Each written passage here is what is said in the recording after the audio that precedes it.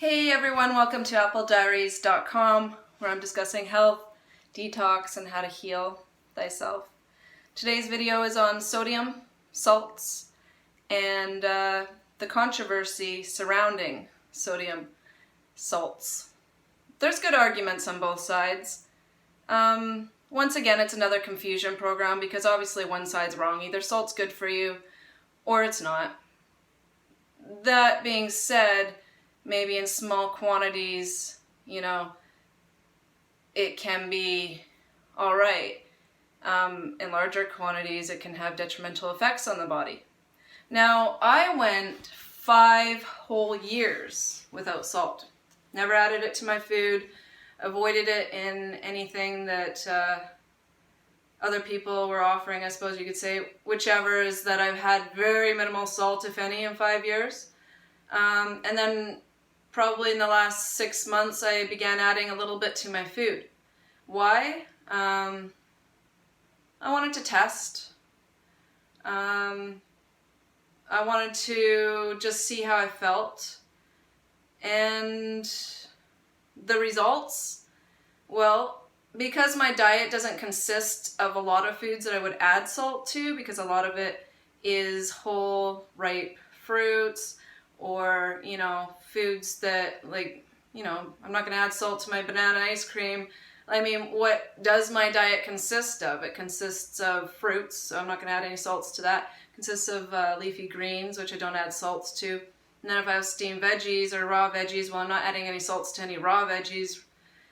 Steamed veggies is what I began adding it to. And I have one meal, in the evening on regular days. I do fast still 1 day a week. So on regular days, if I'm adding a bit of salt to my food, it's, only one meal, and it's not in any, large quantities by any means. But I wanted to explore whether salts are healthy or not, because there's good arguments on both sides. But first of all, we need to clarify that there are 2 types of salt. There's the refined salts, which are harmful. They're heated, the minerals are depleted, it's just, it's gone through a process. Refined salts obviously are not healthy at all.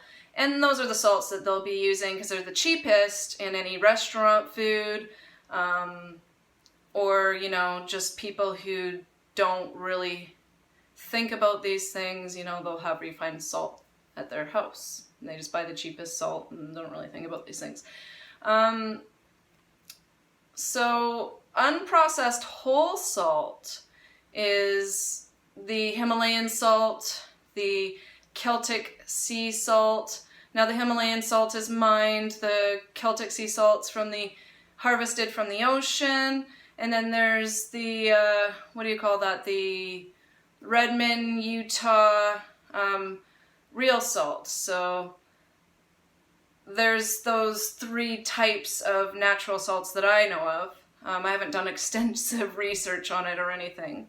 And the question remains, so many people, like I said, there's good arguments on both sides, and you'll hear, well, salt's beneficial, it was, it offers you minerals and electrolytes and replenishes the body and all this, right? You can you can research both sides, and both sides sound convincing. So that's also why I decided to experiment. I totally believe that just eating really high sodium rich vegetables gives us all the salts and can fulfill our cravings for salts, such as celery. I even dehydrated celery in those 5 years that I did go salt-free, and I would grind it up and I would use that if I felt like a little bit of salt. And it works well, it's just a lot of work, right?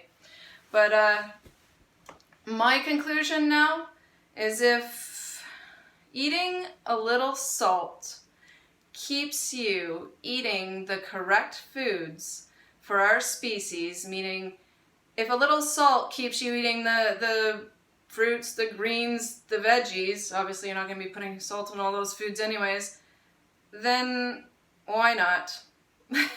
maybe I'm slacking a little in my rigidity of, health and whatnot, but, if a little bit of quality salt makes your meal that much more enjoyable and keeps you on track, which I'm finding with a lot of people that I speak with, have at it.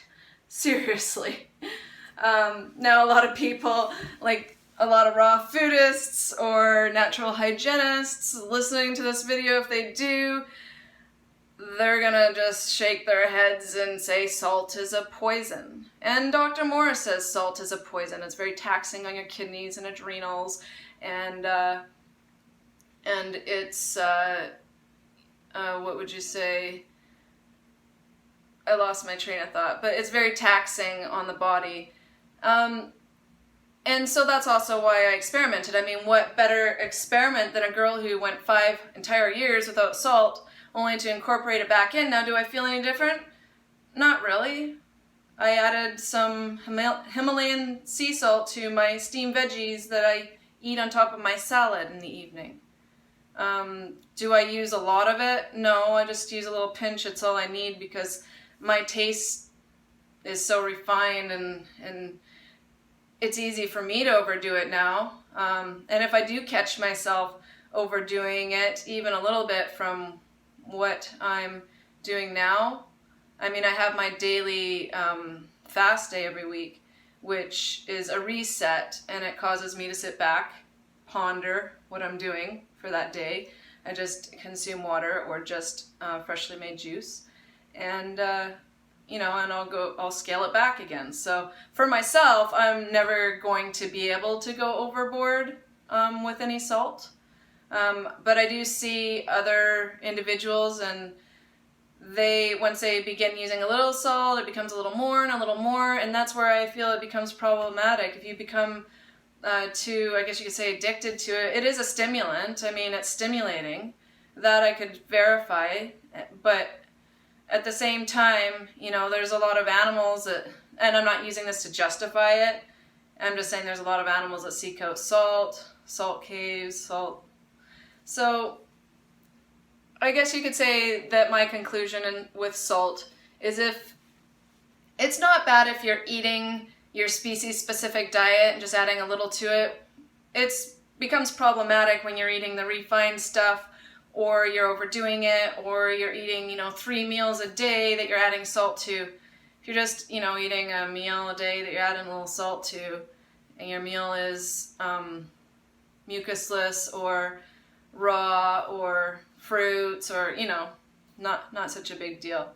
So that's my take. I mean, after 5 years of going without salt, if I were to get a headache or anything like that, I definitely know, but I didn't feel any different. In fact, I felt just as, flexible doing my workouts. I felt just as good. So, yeah. And I guess I've got about a minute left, so I thought I would discuss exercise quickly, and its importance, because, movement, basically stagnant waters breed disease, in a sense, right? And with humans, it's the same. We want to keep things flowing. And a lot of people that I speak with, they'll get onto these fruit diets, raw foods, but they're lacking movement in their life. And I feel that that's just so important. Now, like I said before in previous videos, when I first began for the first couple years, I couldn't work out. I would get a headache immediately. I was just so depleted and weak that if I tried to do what I do now, I would get a headache and feel awful for an entire day or maybe even 2 afterwards. So you got to slowly work your way up to these things. But now I can do rebounding, I can do my yoga, I can, and I do walking. I do low impact, lighter exercise. And I do feel that is ideal, because some people that are doing, crazy weightlifting, or they're stressing their body out by, you know, major runs, really long distance. I'm not saying not to do it. I'm just saying that I feel that there's a fine line when it comes to exercise, and I feel that you can overdo it and stress the body out. And I think that a moderate amount of exercise is perfect, especially if your diet is correct. I mean, they say, and I do through experience agree with this, that diet is about 80% and exercise is about 20%. But there's this whole equation for health, right? I mean, you've got to have adequate sunlight, you've got to have the fruit sugars and the proper species-specific diet, you've got to have movement, the deep breathing's important, and keeping yourself in a healthy mindset, which comes, the healthier your body becomes, your mindset begins to slowly, automatically go into healthier spaces, because this is what I've experienced. I used to have, you know, fairly negative thoughts. In fact, I used to have quite terrible thoughts, but as my body healed and improved and my health improved, my thoughts improved. So as much as I did try and work on my thought processes when I was not in a state of health, I wasn't having as much success as I had just by naturally letting my thoughts slowly correct as my body, organs, and glands healed. So this video is getting a little long, so I'll end it here. But that's all I had to say about salts and movement or exercise. So please like, share, and subscribe, and I'd just say happy healing, everyone. But at this point, it's kind of like, I hope wherever you live, it's, you know, not as bad as other places in the world. I don't even know what to say. As you know, I'm just appalled at the current world situation, and I just did a video about it, so you can check that one out if you feel so inclined. So take care, everyone.